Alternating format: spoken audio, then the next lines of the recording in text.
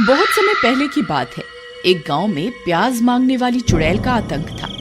वो चुड़ैल रात होते ही गांव वालों के घर के बाहर जाती और उनका दरवाजा खटखटाती। अरे इतनी रात गए कौन आ गया? अरे ललिता, जरा देखना दरवाजे पर कौन है। फिर ललिता दरवाजा खोलने जाती है और खिड़की से झांक कर देखती है तो उसे बाहर एक औरत दिखाई देती है। आप कौन हैं? आप इतनी रात गए यहाँ क्या कर रही हैं?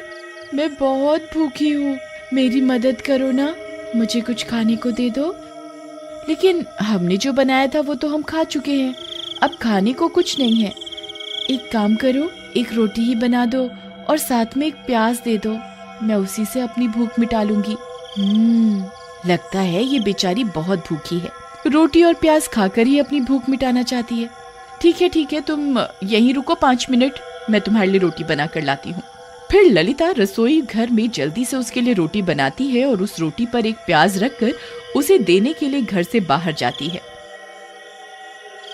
फिर जैसे ही वह उसे रोटी और प्याज देती है, वह औरत चुड़ैल में बदल जाती है।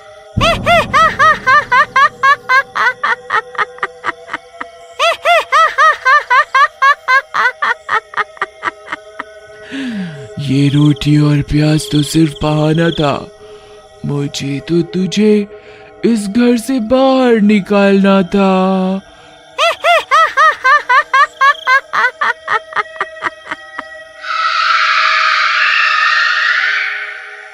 फिर वह चुड़ैल ललिता की आत्मा पर अपना कब्जा कर लेती है और ललिता बेहोश होकर गिर जाती है। फिर इसी तरह वो चुड़ैल रोज रात होते ही गांव में आती और किसी न किसी का दरवाजा खटखटाकर उससे रोटी और प्याज मांगती। फिर जैसे ही कोई उसे रोटी और प्याज देने के लिए दरवाजा खोलता, वह उसकी आत्मा को उसके शरीर से खींच लेती और वहां से भाग जाती। फिर गांव की बहुत सी औरतें अपनी सुध बुध खो बैठी थीं। वो अब जिंदा लाश में बदल चुकी थी। रात होते ही वह चुड़ैल जंगल में बैठे बैठे उन औरतों को अपने वश में करने लगी थी। एक दिन ललिता सोते सोते उठ जाती है और खंजर से रमेश पर हमला कर देती है। अरे नास मिटी, ये क्या कर रही है? मुझे जान से मारना चाहती है क्या? मैं अपनी मालकिन का काम कर रही हूँ, वो मुझे जो भी आदेश देंगी मैं उसे जरूर पूरा करूंगी। फिर रमेश उसे कुर्सी से बांध देता है और किसी तरह पूरी रात गुजारता है। फिर अगला दिन होने पर, मुखिया जी, मेरी पत्नी की आत्मा पर उस चुड़ैल ने अपना कब्जा कर लिया है। अब वो उस चुड़ैल के इशारों पर काम कर रही है। कल रात उसने मेरे ऊपर खंजर से हमला कर दिया, वो तो मैं किसी तरह बच गया। अब हमें उस चुड़ैल का कुछ ना कुछ तो करना ही होगा। तुम सही कहते हो, आज आने दो उस चुड़ैल को, उसे मजा चखा करके ही रहेंगे। रात होने पर वो चुड़ैल फिर से गांव में आ जाती है।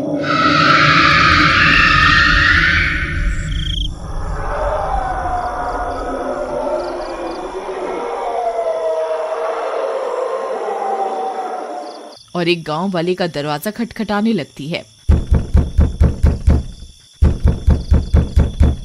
मैं बहुत भूखी हूँ, कृपा करके मुझे कुछ खाने को दे दो। शिवा पहचान जाता है कि वो औरत चुड़ैल है। वह पहले से ही औरत का भेष बदल कर बैठा होता है।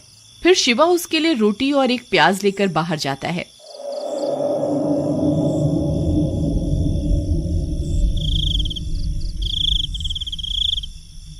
फिर जैसे ही वह उसे रोटी और प्याज देता है, तभी वह औरत चुड़ैल में बदल जाती है।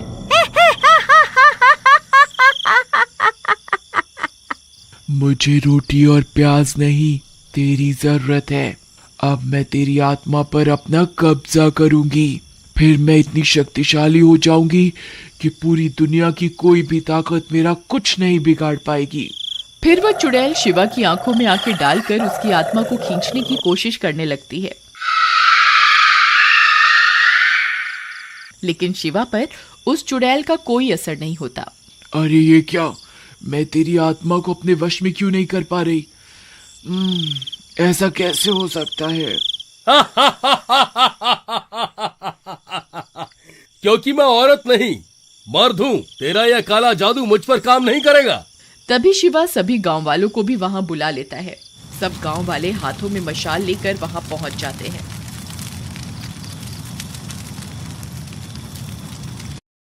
तुम मूर्ख गांव वालों को क्या लगता है तुम मेरा कुछ बिगाड़ पाओगे?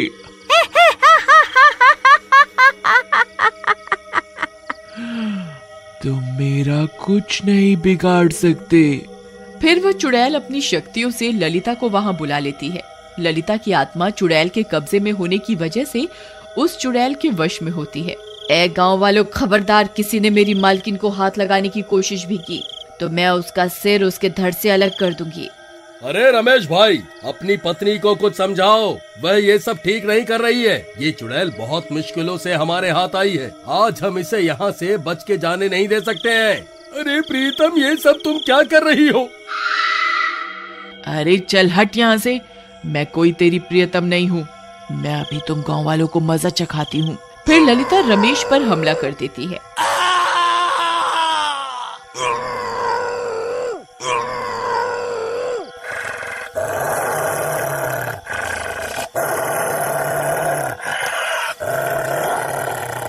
अरे मर गया रे!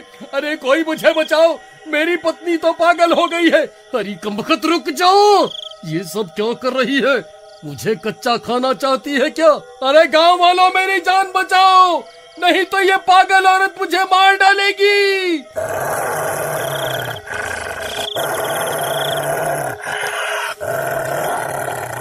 अरे मर गया रे!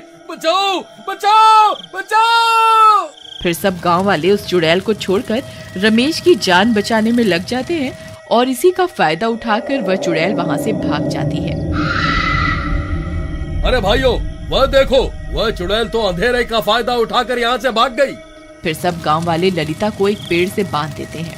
रमेश भाई, आज तुम्हारी पत्नी की वजह से वह चुड़ैल हमारे हाथ से निकल गई। तुम्हारी पत्नी भी अब एक चुड़ैल बन गई है, हमें इसे जान से मारना होगा। अरे तुम्हारा दिमाग खराब तो नहीं हो गया है क्या? मेरी पत्नी कोई चुड़ैल वुड़ैल नहीं है, बस इसकी आत्मा पर उस चुड़ैल ने कब्जा किया हुआ है। अगर हम उस चुड़ैल को मार दे तो मेरी पत्नी भी ठीक हो जाएगी। लेकिन वह चुड़ैल तो भाग गई, अब क्या करें? अब तो वह चौकन्नी हो गई होगी, अब उसे पकड़ना बहुत मुश्किल हो गया है। मैं कल फिर से औरत का भेष बदल लूंगा, फिर जैसे ही वो रोटी प्याज मांगने आएगी हम उसे पकड़ लेंगे। नहीं शिवा, अब ये तरकीब काम नहीं करने वाली। उस चुड़ैल को तुम्हारी असलियत के बारे में पता चल चुका है, हमें कोई और रास्ता निकालना होगा। जी, मैं आप सबकी मदद कर सकती हूँ। इस गली में सबसे पहला घर मेरा ही है, वह सबसे पहले मेरे घर का दरवाजा ही खटखटाएगी। ठीक है, फिर हम कल का इंतजार करते हैं। फिर अगली रात होने पर वह चुड़ैल फिर से गांव में आती है और मीना के घर का दरवाजा खटखटाती है। मीना खिड़की से झांककर उस औरत को देख लेती है और समझ जाती है कि वह एक चुड़ैल है। फिर वह औरत उससे भी रोटी और प्याज मांगती है। मैं बहुत भूखी हूँ, मेरी मदद करो ना, मुझे कुछ खाने को दे दो। एक काम करो, एक रोटी ही बना दो और साथ में एक प्याज दे दो, मैं उसी से अपनी भूख मिटा लूंगी। मीना उसके लिए रोटी और प्याज लेकर बाहर जाती है। फिर उसके बाहर जाते ही वह चुड़ैल उसकी आंखों में आंखें डालकर उसकी आत्मा को खींचने लगती है।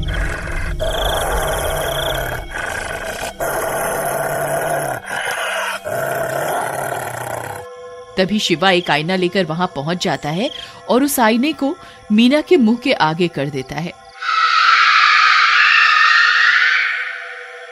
फिर चुड़ैल खुद की आत्मा को ही उस शीशे में कैद कर देती है। अरे ये क्या, मैं इस शीशे में कैसे कैद हो गई?